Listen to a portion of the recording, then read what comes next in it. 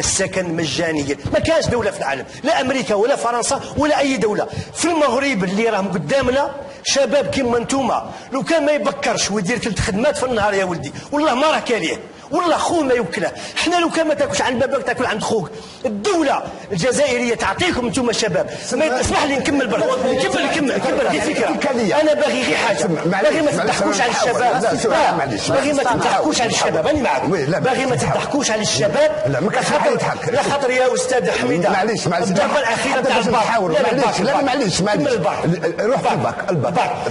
الضربه الاخيره يا شباب نتاع الباك كاين اللي يحسبوها حاجه طبيعيه، تسربت المواضيع، ما تسربتش مجانيا يا استاذ، ما تسربتش غير هكذاك، كانت مدبره ماشي من اجل ضرب بن غبريط صغير. اسمع لي، لازم نفهموا ان كل ما راه يجري في الجزائر من اجل ضرب استقرار وامن الجزائري. هي خارجيه.